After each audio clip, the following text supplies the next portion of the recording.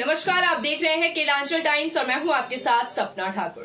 आइए रुक कर लेते हैं भागलपुर की खास खबरों की ओर।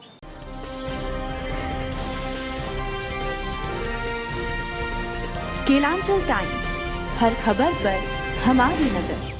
नेशनल हेराल्ड केस मामले में सोनिया गांधी और राहुल गांधी के खिलाफ ईडी द्वारा आरोप पत्र दायर करने के मामले को लेकर देश भर में कांग्रेस नेता और कार्यकर्ताओं में गुस्सा है।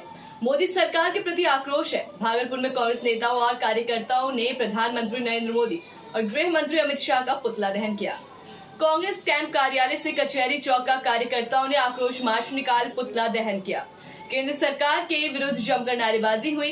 कांग्रेस कार्यकर्ताओं ने नरेंद्र मोदी और अमित शाह द्वारा ईडी को अपने उंगली पर नचवाने की बात कही है। नरेंद्र मोदी और अमित शाह के इशारे पर ईडी द्वारा हमारे कांग्रेस की पूर्व राष्ट्रीय अध्यक्ष श्रीमती सोनिया गांधी और हमारे नेता राहुल गांधी जी को ईडी द्वारा एक झूठे मुकदमे में आरोप पत्र दाखिल किया गया है।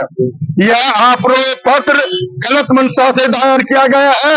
बिहार में भाजपा अपनी डूबती नैया को बचाने के लिए और लोगों को गुमराह करने के लिए एक झूठे मुकदमे के साथ मैदान में आई है। हम कांग्रेस कार्यकर्ता नरेंद्र मोदी और अमित शाह को यह बता देना चाहते हैं कि अगर हमारे नेताओं को झूठे मुकदमे में फंसाया गया तो कांग्रेस का एक एक कार्यकर्ता पूरे सरकार के ईंट से ईंट बजा देगा। हम लोग संसद से सड़क तक जो है संघर्ष करेंगे। हम लोग इसके बाद अगर उनको परेशान किया गया तो देशव्यापी कांग्रेस कार्यकर्ता जेल भरो अभियान चलाएगा और यह अभियान तब तक चलेगा जब तक भाजपा और नरेंद्र मोदी की सरकार को हम सत्ता से उखाड़ नहीं फेंकते हैं। और आने वाले बिहार चुनाव निश्चित रूप से आप कांग्रेस नेता के नेतृत्व में, राहुल जी के नेतृत्व में हम यहाँ एक सरकार महागठबंधन की बनाने जा रहे हैं। और आज का जो पुतला दहन कार्यक्रम हुआ, जो मोदी की जो गलत मंशा है, सरकारी एजेंसियों का जो गलत इस्तेमाल है, उसके विरोध आज हम लोगों ने पुतला का दहन किया। एनडीए कह रही है कि कांग्रेस ईडी के काम, एनडीए कह रही है कि कांग्रेस जो है ईडी के कामों को दखलअंदाज कर रहा है, उसको डिस्टर्ब कर रहा है। क्या कौन केंद्रीय कार्य है? बीजेपी ये कह रही है कि ईडी के कामों में एकदम गलत बात है। बीजेपी यह बताए कि जो मनी लॉन्ड्रिंग का केस दायर किया गया है, क्या राहुल और सोनिया गांधी ने एक पैसा भी खाया है या एक पैसे का भी गबन किया है? जहां तक एजीएल की बात है, एसोसिएट जनरल की, वह कांग्रेस की संपत्ति थी। पंडित जवाहरलाल नेहरू ने आजादी की लड़ाई में एक हथियार के रूप में, आपको याद होगा कि आजादी के वक्त लोग कहते थे कि अगर तोप मुकाबिल हो तो अखबार निकालो, यानी पत्रकारिता का संचार माध्यमों का यह महत्व था। और आज के दिन हम तो मीडिया भाइयों को भी कहेंगे, आपको भी सर पर उतरना चाहिए, क्योंकि प्रकारांतर में यह मीडिया की आवाज बंद करने की साजिश है भाजपा और नरेंद्र मोदी की सरकार के द्वारा।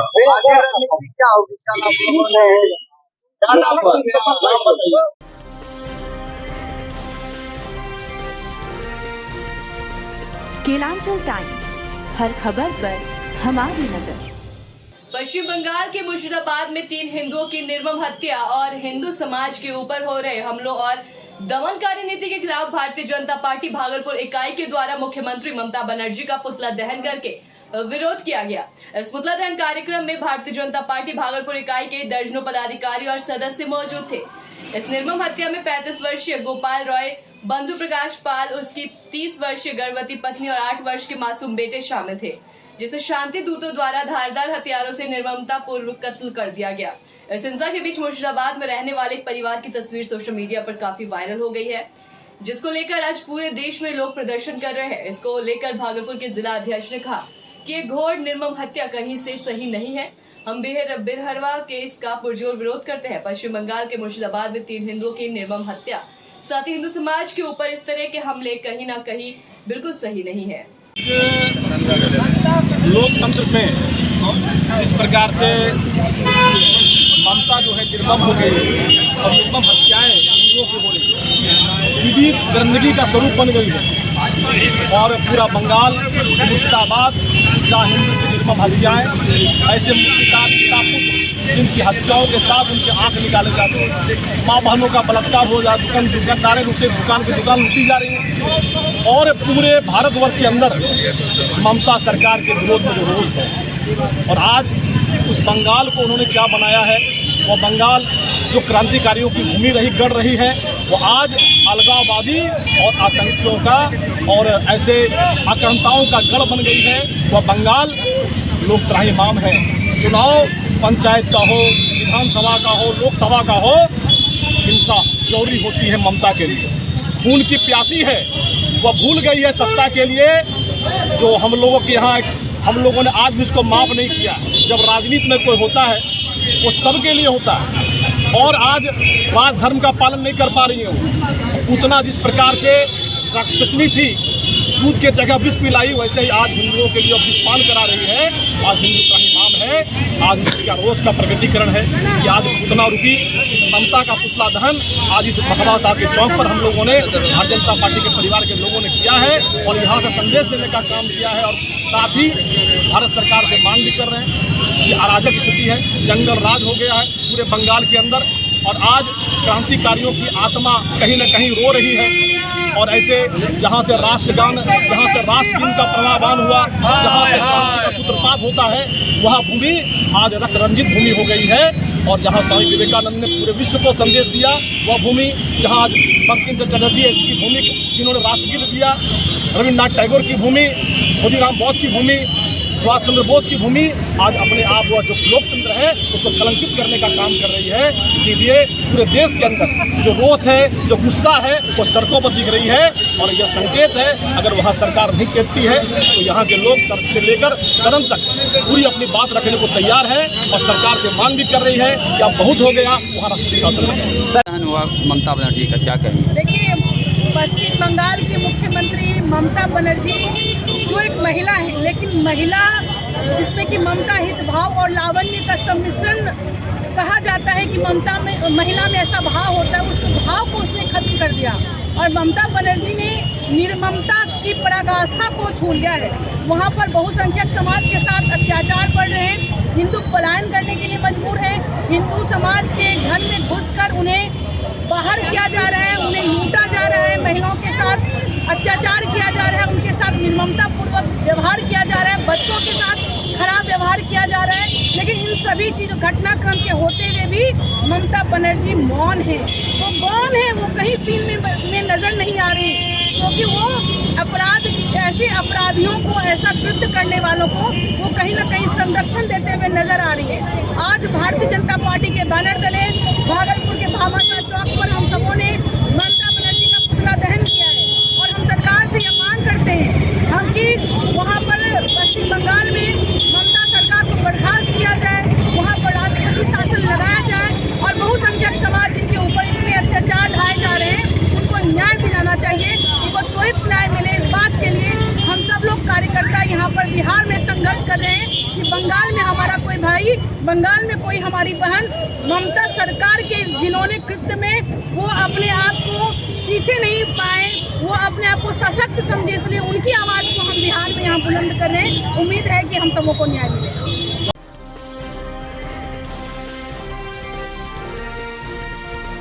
केलांचल टाइम्स, हर खबर पर हमारी नजर। भागलपुर जिला के नारायणपुर प्रखंड अंतर्गत राष्ट्रीय राजमार्ग NH 31 बाइक और ई-रिक्शा की टक्कर में भवानीपुर पंचायत के इंदिरा आवास सहायक आशा देवी गंभीर रूप से जख्मी हो गई।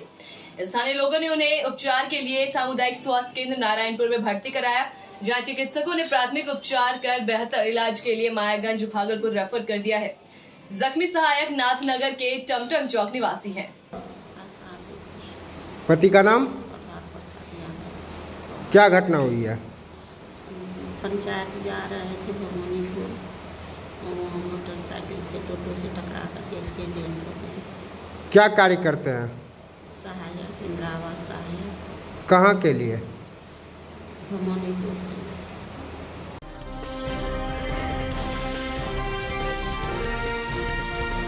केलांचल टाइम्स, हर खबर पर हमारी नजर। भागलपुर जिले के परबत्ती लब्बू पासी लेन इलाके से एक चौंकाने वाला मामला सामने आया, जहां 3 भाइयों सूरज कुमार शाह, गौतम शाह और अजय शाह ने अपने ऊपर दर्ज एक आपराधिक मामले को पूरी तरह से झूठा बताया। इनका कहना है कि वर्ष 2016 में हुए शराबबंदी आंदोलन का नेतृत्व इनकी स्वर्गीय माता प्रमिला देवी ने किया था, जो महिला संघर्ष समिति के अध्यक्ष थी, और यही वजह है कि उन्हें साजिश के तहत फंसाया गया है। तीनों भाइयों का दावा है कि जिस दिन की घटना का आरोप उन पर लगाया गया है, उस दिन वो तीनों अलग अलग स्थानों पर अपने काम में लगे हुए थे। कोई छठ पूजा के सामान की दुकान चला रहा था, तो कोई घाट पर गुपचुप बेच रहा था और तीसरा भाई घर पर ही मौजूद था। इसके समर्थन में उन्होंने सीसीटीवी फुटेज होने की बात भी कही है। आरोप ये भी है कि सूचक रंजीत मंडल, जो स्वयं एक आपराधिक प्रवृत्ति का व्यक्ति है और जिसके ऊपर दर्जनों मामले पहले से दर्ज है, उसने चुनाव प्रचार में सहयोग न करने की वजह से इन तीनों को झूठे मुकदमे में फंसा दिया। फिलहाल ये मामला विश्वविद्यालय थाना कांड संख्या 35/2025 के अंतर्गत दर्ज है। पीड़ित परिवार ने प्रशासन से निष्पक्ष जांच और उचित कानूनी कार्रवाई की मांग की है। बताओ क्या मामला है, कहाँ आए हो एसएसपी आवास? वार्ड नंबर 13 के पार्षद रंजीत मंडल के द्वारा जो है हम लोग गांव के ही कुछ लोगों पर केस किया गया है और हम लोग को जो है झूठा केस में फंसाने का भी काम किया है। क्या मामला है, किस लिए फंसा रहा है? पुराना रंजिश है, हम लोग चुनावी में उसका साथ नहीं दिए थे। चुनाव प्रचार करने के लिए हम लोग को बोला गया था, हम उसका बात नहीं माने थे। इसलिए नहीं माने थे क्योंकि उनके ऊपर दर्जनों केस है, इसलिए हम लोग उनका साथ चुनाव प्रचार में नहीं दिए। इसी के कारण हम लोगों को फंसाया जा रहा है झूठा केस। लोगों के खिलाफ केस किया है? 12-13 लोगों के खिलाफ केस किया गया है। क्या कारण लगता है? कारण वो हमेशा धमकी देता था कि सब लोगों को फंसाएंगे। क्यों फंसाएंगे? पुराना रंजिश है। चुनाव कहाँ आए? आज हम वरीय अधीक्षक पुलिस आवास आए हुए हैं, एसएसपी साहब के आवास पे। मिले एसएसपी साहब से? जी। क्या बोले एसएसपी साहब? मिले नहीं, वो रिसीविंग दिए हैं। थाना से क्या कुछ नहीं आश्वासन मिला? थाना से अभी कुछ आश्वासन नहीं मिला है। थाना गए थे? नहीं, थाना भी नहीं गए, डायरेक्ट यहीं आ गए? जी। क्या नाम है? सूरज कुमार साहब। एसएसपी निवासी अति पे आए हैं आवास पे। क्या मामला? मामला है कि 2022 में चुनाव था, जो कि मुखिया का चुनाव होता है, तो उसमें रंजीत मंडल मेरे घर पर आया था। तो हमको बोला कि अजय ऐसे ऐसे बात है, हम चुनाव पे खड़ा हो रहे हैं, तुम लोग सहयोग करना हमको। हम बोले कि भैया कि हम एक आदमी को पहले भी हम लोग सहयोग कर चुके हैं, देख लिए थे उसके बारे में, और आप पर जो है ना 2-4 गो केस पहले से भी है। हम लोग इस मामला में हम लोग आपका साथ नहीं देंगे तो वो तो बुरा मान गया। और फिर कुछ दिन के बाद जो है ना, फिर हमसे जो है जब चुनाव में जीत गया तो वो हमसे आ गया टोटापनी करने के लिए, मतलब मार झगड़ा करने, घर पर गाली गलौज, तुम लोग मादरचोद, हमको इलेक्शन में साथ नहीं दिए, ये नहीं दिए, वो नहीं दिए, ऐसे ऐसे बोलने लगा। तो हम लोग बोले क्या जो गलत है हम उन लोग का साथ नहीं देते हैं। क्या कि मेरा मम्मी जो है पहले भी महिला संघर्ष समिति से अध्यक्ष था, महिला का बहुत तरह का उसने किया था, इसलिए हम लोग गलत में साथ नहीं देते। तो इसी में वो जो है हाथापाई पर उतर गया था, तो वो मैटर तो खत्म हो गया था। फिर बाद में आइसक्रीम पार्लर का मैटर आया था, जिसमें कि जिसका जमीन है वो अनशन पर बैठा था, खाली नहीं कर रहा था। रंजीत मंडल वार्ड नंबर 13 का पार्षद है, वो खाली नहीं कर रहा था। तो हम लोग बोले कि खाली कर दीजिए, तो हम ही लोग से उलझ गया और बोला कि मादरचोद आग लगा के तुम सबको हम फंसा देंगे, और वही किया है। आग लगा के, हाँ, खुद ही आग लगाया है। दोनों भाई है उसके, रंजीत मंडल और शेखर मंडल, खुद ही आग लगाया और दर्जनों आदमी पर जो है ना, गांव का दर्जन जो आदमी है उस पर केस किया, झूठा केस किया है। मेरा नाम अजय शाह हुआ, पिता का नाम सुरेश शाह है।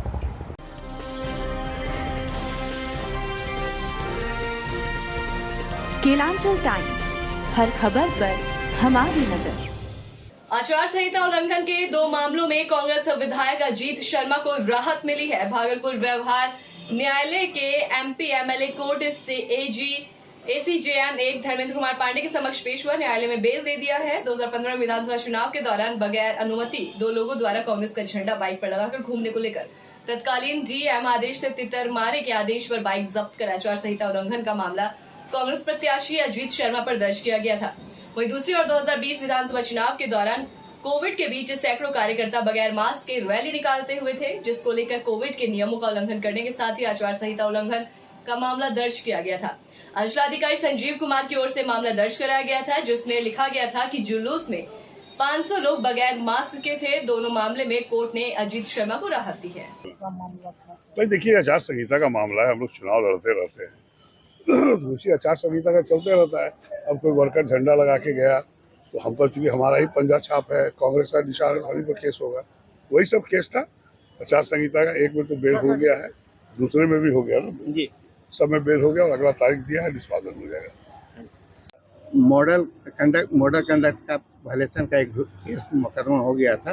कार्यकर्ताओं ने जुलूस निकाला था, उसी में इनको मुद्दाले बना दिया गया था। उसी सिलसिले में उसी का एक केस था, पुराना केस था 15 का केस। क्या हुआ उसमें सर? बेल हो गया, एक्विजिशन एक्सपायरेंस सुना दिया गया। डेट कब पड़ा? अगला डेट पड़ जाएगा और एक डेट में 22 को पड़ेगा।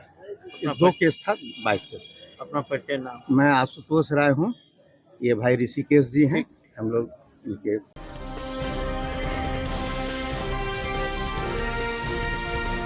केलांचल टाइम्स, हर खबर पर हमारी नजर।